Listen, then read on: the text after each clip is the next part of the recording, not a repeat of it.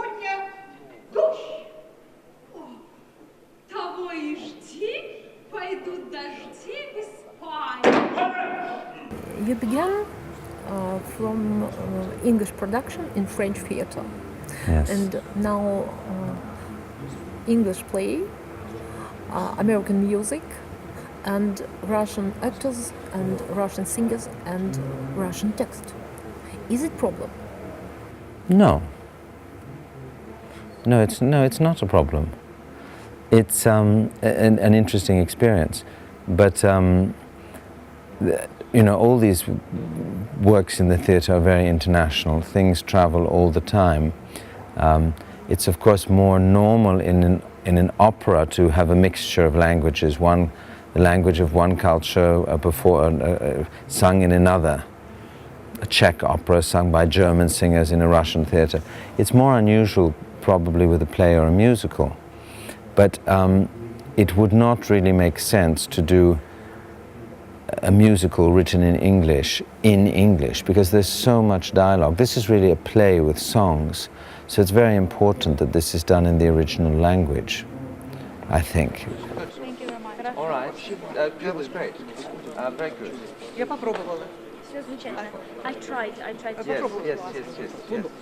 Да, yes. Very nice. Can I see? Можно посмотреть, да, на костюм?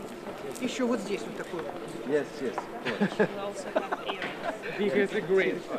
It may be unusual for the young singers to have more experienced actors, but it's unusual for the actors to be on the stage of the Mariinsky Theatre, so where the young singers have already performed.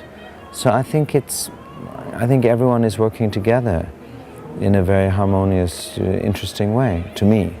But of course I am not Russian and I don't speak Russian, so I am handicapped in terms of the nuance of what is going on. But I have now, because we have two casts, I have seen the parts performed quite differently by the different casts, so I have now a better understanding of the way Russian actors work.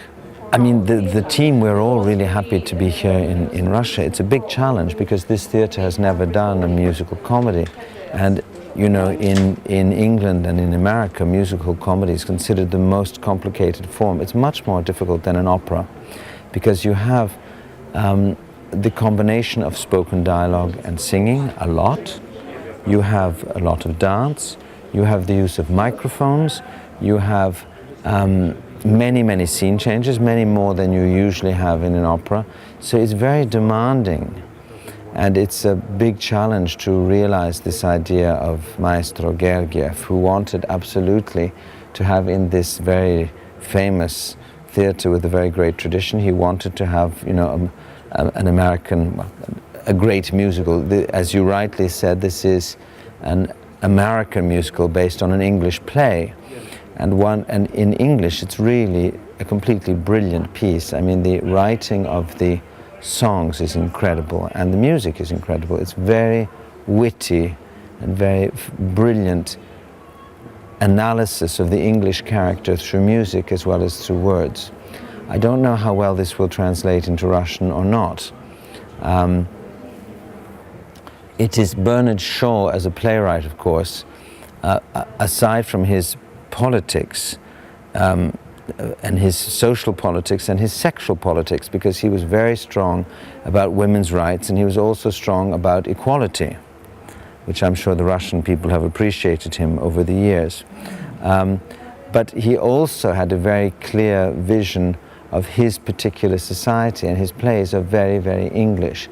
And it's a very unusual thing that this idea should not have worked. A musical of My Fair Lady shouldn't work, but it does work because Lerner and Lowe were so brilliant. So my team, Tim Hatley, who designed the sets, and Anthony Powell, a very famous costume designer who made many films, including a film of Nicholas and Alexandra, and the choreographer Lynn Page with her assistant Rebecca, who's here, and my team. We're all working really a lot to make this as good as it can possibly be on Saturday. Well, yes, when we started to work on this production, we did not know it was coming to St. Petersburg at all. This was not designed with St. Petersburg in mind. St. Petersburg came after. But I was interested because very often My Fair Lady is done as what I call a brown musical. Very often when they make London, they make it always brown and brick and dark. And I didn't think that was right. I wanted something very light because a great deal of London is also white. The Kensington, South Kensington, Belgravia, the buildings are all painted so much white after Palladio, as you say.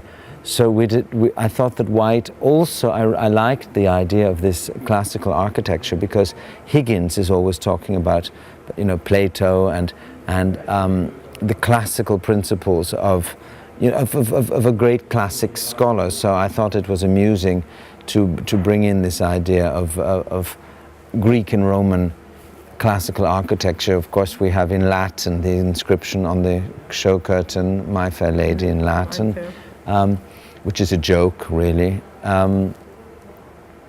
So then, of course, it turns out to be, yes, it's like the Yusupov Palace, this interior, but a lot of this, yes, of course, it is quite a wonderful coincidence that this particular classical architecture is also very much part of St. Petersburg's, the sets here, the look of the city.